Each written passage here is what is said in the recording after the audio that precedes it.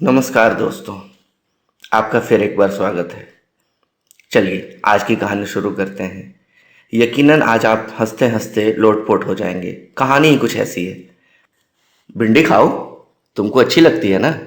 अरे आलू के पराठे खाओ, कैसे बने हैं? माँ ने बनाया, बताओ।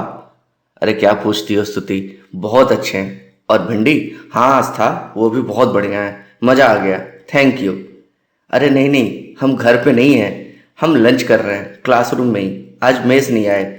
मेस का खाना मत पूछिए, टिंडे ही टिंडे। साला शिमला मिर्च सब्जी है, हमको यहीं आकर पता चला। डे स्कॉलर लड़कियों ने कहा कि आओ साथ में लंच कर लो, तो रुक गया इन्हीं के साथ। काफ़ी डे स्कॉलर्स भी हैं जो आगरा से आते हैं। उनको नहीं पता हॉस्टल के बारे में, कभी नहीं आए हैं ना वो। ऐसा नहीं है कि क्लास और हॉस्टल बहुत दूर है, कि हमारे यहाँ अभी तक गर्ल्स हॉस्टल नहीं आया था। बगल के आनंद इंजीनियरिंग कॉलेज में था, दुश्मन मुल्क में। दुश्मन मुल्क? हाँ वो दुश्मन मुल्क जिसने हमारा खजाना दबा रखा है। तो क्लास और हॉस्टल दो अलग अलग दुनिया थी। ऐसे समझिए जैसे हमारा हॉस्टल था कोई दंतेवाड़ा, छत्तीसगढ़, बस्तर, जो कि इंडिया में है मगर वहाँ सरकार की नहीं चलती, नक्सलियों की चलती है। वैसे टीचर्स भी लेते थे हमारी, मगर वैसे नहीं, नॉर्मल वाले इंट्रो, एकदम फॉर्मल। उसी इंट्रो की वजह से तो सबसे जान पहचान हुई थी। अभी हमारे क्लास कंबाइंड चल रहे थे, सारे ब्रांचेज को मिलाकर मिक्स करके फिर 60-60 के बैच बना दिए गए थे। पीछे की बेंच चुनी थी। पढ़ने में होशियार थे जी, उल्टा पुल्टा मत सोचिए। जानबूझकर बैक बेंच बदमाशी करनी होती थी। खैर, हम सुबह 9 से दोपहर 2 बजे तक आज़ादी की सांस लेते थे। हम खुलकर जीते थे, नॉर्मल रहते थे, नॉर्मल बिहेव करते थे। लेकिन हॉस्टल आते ही हम जमीन पर रेंगते कीड़े मकोड़े की तरह हो जाते थे। नजरें नीची, कॉलर बटन बंद। लेकिन मैंने कहा ना कि जब से ये स्ट्राइक हुई है ना सीनियर्स की, क्या हॉस्टल, क्या क्लासरूम, सब जगह हम नॉर्मल थे। 24 घंटे की आज़ादी। लेकिन ये आज़ादी ज़्यादा लंबी नहीं थी। कोई आने वाला था, जनरल डायर, जिसको खटकती थी हमारी आज़ादी। हमारा सर उठाकर चलना लगने वाला था जी आपातकाल। मनहूस समय आने वाला था, नरसंहार होने वाला था। इंतजार था हमको जनरल डायर का, और जनरल डायर को इंतजार था हमारी किसी गलती का। खैर, हुआ यूं कि जब ये आज़ादी के हम मजे ले ही रहे थे, तभी आ गया टीचर्स डे, 5 सितंबर 2005। नहीं, अभी आया नहीं था, अभी एक आध सप्ताह बाकी था। शाम को नोटिस आया कि जिसको भी कुछ आता है, गाना वाना, नाटक वाटक, एक्टिंग, मिमिक्री या कविता, शायरी, और कोई भी फर्स्ट ईयर से ऑडिशन देना चाहता है, तो आज आ जाना मेस के ऊपर बने हुए जिम में, या मल्टीपर्पस रूम में, या पूजा घर में। सचिन दुबे, हाँ वही सचिन दुबे, अपने हॉस्टल वार्डन, शाम 6:30 बजे। सेकेंड ईयर ने तो बायकॉट कर रखा था, मतलब वो तो कुछ करने वाले नहीं थे। हमें कुछ दाल में काला लग रहा था। खैर, सबने अपने अपने तरीके से नोटिस को लिया। कोई चिंतित था तो कोई खुश था। लग गए सब कलाकार अपनी ऑडिशन की तैयारी में। खैर, अपने सुनील यादव भी तैयार थे अपना टैलेंट दिखाने। मैंने और शक्ति ने हालांकि मना किया, नहीं माने। भोले हैं अपने यादव जी, मगर दिल के राजा हैं। खैर, मतलब इस ऑडिशन से एक सप्ताह पहले की बात है। संयोग ऐसा कि शाम का वक्त था, हम कमरे में अकेले थे। शायद बाकी लोग चाय पीने गए थे, हम अभी अभी सोकर जगे थे। तभी कमरे में कोई आया। मैंने चेहरा नहीं देखा, नजरें नीचे थी। सीधे खड़े होकर गुड इवनिंग बोला। सामने वाले ने कहा, घबराओ नहीं, सर ऊपर करो, देखो मेरी तरफ। नहीं सर, सॉरी सर, सर तो ऊपर नहीं करूँगा, आप गुस्सा होंगे, मारिएगा फिर आप हमको, हम ऐसे ही ठीक हैं। उन्होंने कहा, अरे नहीं नहीं, सर ऊपर करो, हम फैकल्टी हैं तुम्हारे, ऊपर देखो। नहीं सर, नहीं देखेंगे, हमको डर था। दूसरा, फैकल्टी का मतलब भी नहीं पता था। फिर उन्होंने कहा, मैं सीनियर नहीं हूँ, टीचर हूँ तुम्हारा। समझ गया। सर ऊपर किया मैंने, कॉलर बटन खोला, रिलैक्स। पूछने लगे, बहुत रैगिंग हो रही है ना, ज़्यादा परेशान कर रहे हैं ना सब? मेरा जवाब था, नहीं सर, बिल्कुल नहीं, सब ठीक है। फिर सवाल किया, जब से यहाँ आए हो घर पर बात की है कभी? पापा से, माँ से बात की तुमने? नहीं सर। जाओ फिर, पीसीओ है, जाओ घर पे बात करो पापा मम्मा से, मन हल्का हो जाएगा, रिलैक्स हो जाओगे। जाओ वहीं चाय भी पी लेना। पप्पू भैया के पीसीओ, मिलाया फ़ोन, पिताजी ने उठाया। पापा जी प्रणाम। कौन? कल्याण जी? हाँ बोलो, खुश रहो, क्या बात है, सब ठीक है? हाँ वैसे तो सब ठीक है, पढ़ाई भी शुरू हो गई है। फिर कुछ नहीं, रैगिंग हो रही है। रैगिंग? रैगिंग होबे करता है, सब इंजीनियरिंग कॉलेज में होता है, कोई नया बात नहीं है, सबका होता है। पढ़ाई पे ध्यान दो, मन से पढ़ो, जाओ। खटाक, फोन कट गया। पापा जी ने काट दिया था। दोबारा मिलाऊं? नहीं, क्यों मिलाऊं? उनको कोई इंटरेस्ट ही नहीं है। पढ़ाई करो। अरे जिंदा रहेंगे तब तो पढ़ाई करेंगे। रैगिंग होबे करता है, आके देखिए तो जरा। घर पे बैठे बैठे ज्ञान झाड़ दिए। मन टूट चुका था, परिवार से विश्वास उठ गया था। पापा जी से तो कुछ ज्यादा ही। माँ जी से भी बात नहीं करवाए। हम निकले। ऐसा लगा पैर नहीं चल पा रहे थे, धरती फट जाए और हम समा जाएं सीता माँ की तरह।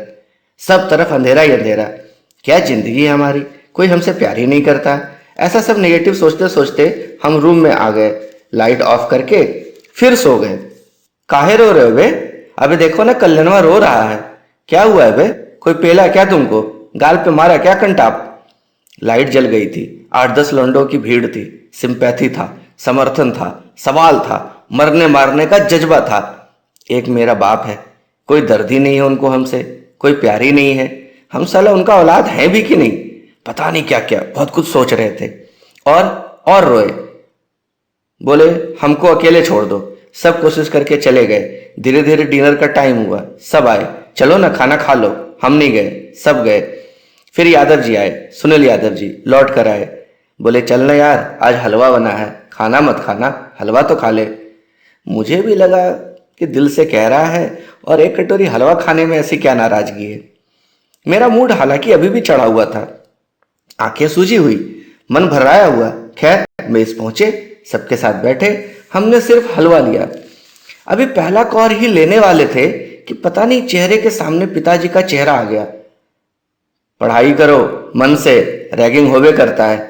फिर आंसू की धार फूट पड़ी। कटोरी हटा दी, नहीं खाया गया। चुपचाप मन में रोता रहा। इधर यादव जी ने कई बार कोशिश की, सबने की, हमने खाना नहीं खाया। यादव जी को लगा किसको खिलाएं हलवा। लगे दाएं बाएं देखने, जो कि मना था मेस में। मगर भोले हैं ना यादव जी, गर्दन घुमा घुमा कर मेस में कोई भूखा, नंगा, लाचार, बीमार, गरीब आदमी ढूंढ रहे थे शायद, जिसको वो हलवा खिला दें। फेंके क्यों? तभी आवाज आई, अबे फर्स्ट ईयर इधर आ। हाँ तू बे, तू इधर आ। यादव जी भाग के गए, सर नीचे, हाथ में कटोरी हलवा की। Yes sir. क्या देख रहे बे, गर्दन घुमा घुमा कर शुतुरमुर्ग की तरह साले? सर सॉरी सर, एक्चुअली वो कल्याण है ना सर। हाँ क्या कल्याण, क्या हुआ उसको? सर उसकी तबीयत खराब है। हाँ तो जाओ दवाई लो ऑफिस में जाकर पंडित से। नहीं सर ये बात नहीं है। तो क्या बात है? सर एक्चुअली मैंने उसको ये हलवा दिया था खाने, उसने खाया नहीं। नहीं खाया? नहीं खाया तो हम क्या करें बे? सर झूठा नहीं है, आप खाएंगे? सन्नाटा, पिन ड्रॉप साइलेंस। हे भगवान, साला आज मरेगा। हमारी भी फट गई थी। हम दौड़ कर गए उसके पास, 2-3 सीनियर्स लपके उसकी तरफ। साला बताते हैं तुमको अभी, हलवा खिलाते हैं हम तुमको। हलवा खिलाएगा हमको? रुकवे पाठक, यहाँ नहीं, मेस में नहीं। रूम नंबर क्या है तुम्हारा? G14। ठीक है, क्या नाम है बेटा? सुनील कुमार यादव सर। गेट खुला रखना, 9 बजे रूम का। तुमको आज खिलाते हैं हलवा। उसको खींच कर ले गए, सॉरी बोलकर, नजरें नीची करके। अभी तो बच गए, पर रात की एडवांस बुकिंग थी हमारे पास। मरते मरते बचा है साला आज उल्लू आदमी। हम भागे मेस से बाहर, मन में खौफ लिए, तेज कदमों से। लगा कहीं भाग जाएं आज की रात, क्योंकि आज अगर यहाँ रुक गए तो बहुत कुटाएंगे। हम पप्पू भैया के पीसीओ के पास से गुजर ही रहे थे कि तभी पीछे से आवाज आई। थोड़ा अंधेरा था, हम ठिठक गए, रुक गए। सुनो बे फर्स्ट ईयर, इधर आओ। नजरें नीची थी हमारी। Good evening sir. Good evening, good evening. हमें कुछ दिखा नहीं, अंधेरा था। वैसे भी ऊपर देखना अलाउड नहीं था। भले आप थप्पड़ खाओ, पर शक्ल मत देखो किसने मारा। सुनो, तुम इधर आओ, नजदीक आओ बे। उन्होंने सुनील को इशारे से अपने पास बुलाया। मैं फिर डर गया, वो भी डरा हुआ होगा। अब कुछ और न कर दे ये। सर थे फोन पर मैडम के साथ, चल रही होगी night free calling. Phone Sunil को देकर बोले, मैम को विश करो। सुनील चुप, एकदम चुप। विश करो बे। उधर फोन से भी एक मीठी सी आवाज आ रही थी, विश करो बेटा, डरो मत। क्या नाम है तुम्हारा? विश करो। सर बोले, विश कर बे, सोच क्या रहा है? सुनील अब भी खामोश। सर चीख पड़े, विश कर बे फर्स्ट ईयर, सुनाई नहीं दे रहा तुमको? विश करता है कि नहीं? उनका हाथ उठा अंधेरे में। I I I love you ma'am, Yadav ji बोल पड़े एकदम अचानक, घबरा कर। सब चुप, हम भी चुप, सर भी चुप। यादव तो चुप ही थे, बस आई लव यू बोला और उसके बाद चुप हो गए। उधर फोन पर मैम भी चुप हो गई थी। हड़बड़ी में यादव जी विश करना और प्रपोज करने का फर्क ही भूल गए थे। क्या नाम है बे तुम्हारा? Sunil Kumar Yadav sir. Room number कौन सा है? G14 sir. बेटा 9 बजे दरवाजा बंद मिला ना आज तो खड़े खड़े तुम्हें आग लगा देंगे। बहुत सारी गालियां। हम चल पड़े। अंधेरे में पीछे से गालियां अब भी आ रही थी। हम आ गए रूम में, धड़कने तेज। पापा जी से गुस्सा अब सीनियर से खौफ में बदल गया था। शाम से ही साला आज कोई भूत आ गया है क्या G14 में? साला क्या हो रहा है? उस रात G14 की रात थी। सारे सीनियर्स को आना था G14 में। हैवी ट्रैफिक था आज। मार तो हालांकि नहीं पड़ी, पर बदले में बहुत कुछ करना पड़ा। इतना कुछ करना पड़ा जिसकी कहानी मैं कभी किसी और दिन सुनाऊंगा, आप सोच भी नहीं सकते। आज बास्केटबॉल कोर्ट के मेन कलाकार हम ही दोनों थे। ऐसे हैं हमारे यादव जी। आपने 3 इडियट्स देखी है ना? आपको याद है राजू रस्तोगी? एकदम वैसे ही आप इमेजिन कीजिए। चलिए अब आते हैं वापस ऑडिशन पे। टीचर्स डे के लिए हो रहे ऑडिशन पे, जो कि ले रहे थे सचिन दुबे एंड टीम। अब ये टीम कौन है? टीम है 3rd ईयर और फाइनल ईयर वाले सर लोग। 2nd ईयर का तो स्ट्राइक था, डिमांड थी कि सस्पेंशन वापस लो, लेकिन वो आए थे देखने हमारा ऑडिशन। चुपचाप बगल में खड़े थे सब। उनकी आंखों में मुझे अंगारे दिख रहे थे, ऐसा जैसे जलाकर भस्म ही कर देंगे हम सबको। खैर 3-4 फैकल्टी बैठी हुई थी, सब अपना टैलेंट दिखा रहे थे। कोई गजल गा रहा था, कोई गाना, कोई मिमिक्री। यादव जी ने शाहरुख खान की मिमिक्री की। वीर जारा वाला सीन, रेलवे स्टेशन पर प्लेटफॉर्म पर जब शाहरुख कहते हैं कुछ मनोज वाजपेयी से, मुझे याद नहीं है, लेकिन सब कुछ रिक्रिएट किया था उन्होंने। खूब तारीफ हुई, बहुत देर तक ताली बजी। यादव जी ने मेरी तरफ देखा, एक विजयी मुस्कान फेंकी मेरी तरफ। मैंने मन में माथा ठोका। खुशी में अपना इंट्रो सबको दिए जा रहे थे, शाहरुख खान बनकर। च्युइंगम चबा रहे थे वो। काफी देर तक ये सब चलता रहा। शाहरुख खान अपने आप के बारे में सबको बताता रहा। खैर बोला गया कि फाइनल लिस्ट बनेगी तब बताएंगे। हम सब अपने अपने रूम में चले गए। डिनर हो चुका था। हम कमरे में हंस हंस कर सबकी कलाकारी के चर्चे कर रहे थे। तभी अचानक कोई फटा चिटा सा लड़का कमरे में आया, मार खाया सा, बहुत बुरी तरह पिटा हुआ। रो रहा था, बहुत रो रहा था। हमने उसको पानी दिया, पूरा ग्लास पानी एक सांस में पी गया। फिर लगे गालियां देने, बहुत गंदी गंदी, बहुत भयंकर वाली।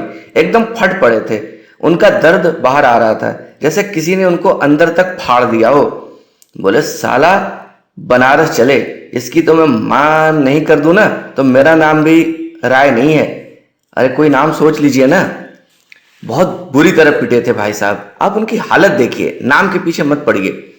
बोले साला समझ क्या रखा है ये एहसास अहमद खुद को, इसकी तो मैं लंका लगा दूंगा। बहुत देर तक वो भड़कते रहे, हम चुप कराते रहे, हाँ में हाँ मिलाते रहे। फिर अपने फटे जिस्म को ढकते हुए बोले, अच्छा एक बात बताओ, तुम में से सुनील यादव कौन है?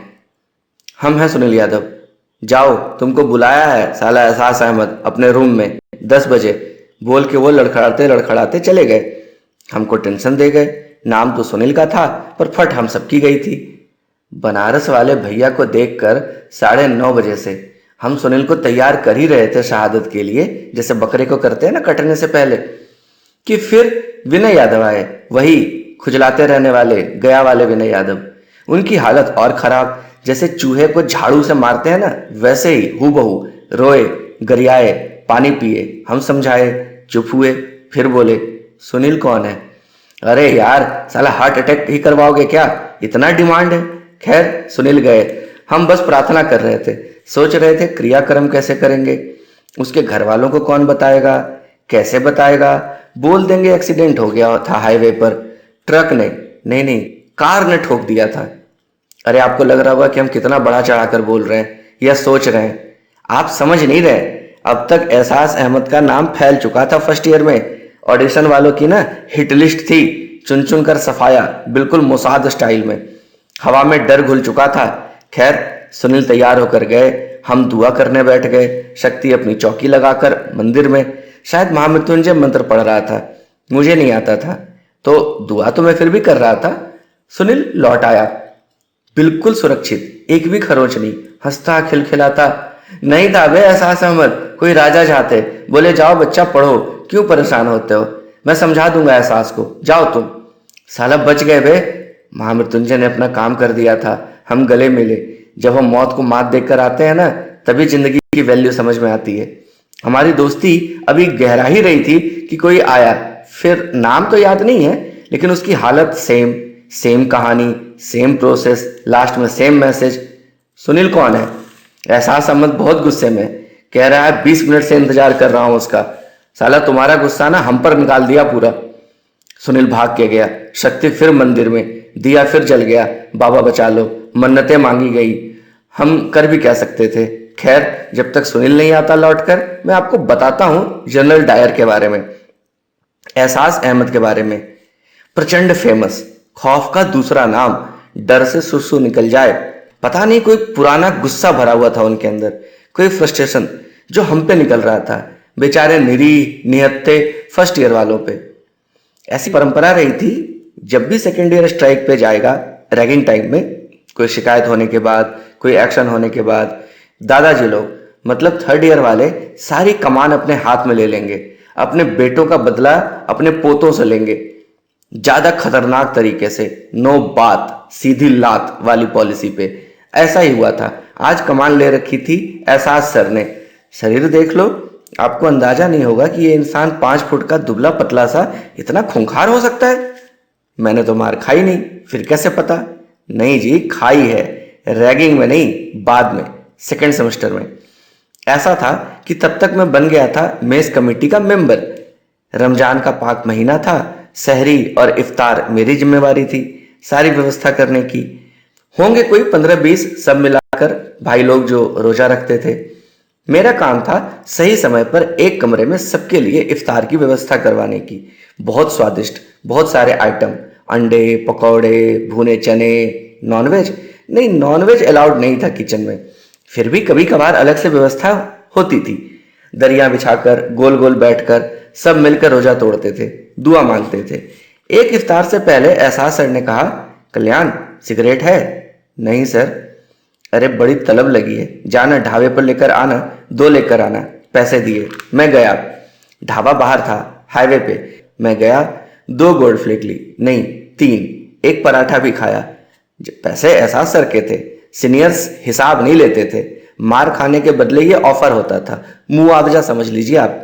खैर, पराठा खाकर मैं भी धुआं निकालने लगा, अभी नया नया सीखा था। वहीं कॉलेज गेट पर किसी ने आवाज दी, अबे जल्दी जाओ, एहसास सर गुस्सा हो रहे हैं। हाँ हाँ जाओ तुम, हम आते हैं 2 मिनट में। ये खत्म करके दूसरा या तीसरा पफ होगा कि तभी अंधेरे में पीठ पर एक हाथ आया। पलटकर देखा तो खुद एहसास सर खड़े थे। हाथ आगे किया, बिना कुछ कहे। मैंने 2 सिगरेट और बाकी बचे पैसे रख दिए उनकी हथेलियों में, बिना कुछ कहे। फिर मेरी गाल पे एक कंटाप पड़ा, कर्रा वाला, बिना कुछ कहे। वो चले गए, सब समझा गए थे, बिना कुछ कहे। पूरा कॉलेज घूम गया था, सारा आसमान चमक उठा, आंखों में पानी, मुंह में गाली, एक ही कंटाप में। पूरे 1 महीने तक मेरा बायां गाल फटा हुआ था। सबको पता चल गया था कि नेताजी को पेला है एहसास सर ने। तो समझ गए ना, एक थप्पड़ में हम भी और आप भी। तो जिसको लगातार 10 मिनट तक मिला होगा, उसकी क्या हालत होती होगी। खैर, सुनील लौट कर आया, हम दौड़ कर गए, उसको सहारा दिया, बेड पर बिठाया। कई मिनटों तक सन्नाटा था, सिर्फ रोए जा रहा था। हम में से किसी की हिम्मत नहीं हुई कुछ पूछने की, न मेरी, न शक्ति की, न किसी और की। उसकी हालत सब बता रही थी, नीला, पीला, लाल, काला, सब रंग था उसके चेहरे पर। खैर, बहुत रात बीतने के बाद बोला धीरे से, बोला जानते हो बे कैसे पेला है हमको? कैसे? बेड पे खड़ा होकर बोला, बहन जो तुम लंबे बहुत हो बे, लेवल पे आना पड़ेगा, बहुत पेला साले ने। बोल रहा था बहुत शाहरुख खान बनते हो ना, हाँ? अब देखो तुम सन्नी देओल की एक्टिंग। चिंगम खाता है बे सीनियर के सामने। सारी रात वो रुक रुक कर रोता रहा, कुछ बड़बड़ाता रहा। हम सिर्फ सुनते रहे, चुपचाप, मन में सिंपैथी दे रहे थे। बदला लेंगे सुनील, भरपूर बदला, हम तेरे साथ हैं। मन में वो कसम दोहरा रहे थे, वो बदला। जो कभी पूरा नहीं हुआ, आज 15 साल बाद भी पूरा नहीं हुआ। हम हंसते हैं, यादव जी भी, पर शायद कोई टीस तो उनके अंदर भी रही होगी। आज मन भर गया है, मन थोड़ा खट्टा हो गया है। अच्छा तो नहीं लगा आपको सुनाते हुए, ना ही सुनील के बारे में, ना ही उन सारे बाकी लोगों के बारे में, उस दिन उस जलियांवाला बाग में जो शहीद हुए थे उनके बारे में, मतलब जो फर्स्ट ईयर वाले थे जिनकी कुटाई हुई थी उस रात, ना ही जनरल डायर के बारे में, मतलब एहसास सर के बारे में। दुआ है कि वो जहां हो जैसे हो बहुत खुश हो। शायद उनको भी मन में मलाल होगा उस रात का। आज भी उस रात का एहसास हमें हंसाता है, रुलाता है। नहीं, रुलाता नहीं है, वक्त का परिंदा है ना, ठहरता कहाँ है। खैर, हमें आगे बढ़ना तो था, हमारे सीनियर्स को भी आगे बढ़ना था। हमारा क्या प्रोग्राम था? यादव जी जो आज तो दुखी थे, हमारे कॉलेज को अभी उनका असली टैलेंट देखना बाकी था। खैर, ये टीचर्स डे मेरे लिए भी पूरे जीवन भर के लिए एक गिफ्ट लाने वाला था, बहुत बड़ा सरप्राइज। बने रहिए, सुनते रहिए। धन्यवाद। अगले एपिसोड में मिलते हैं।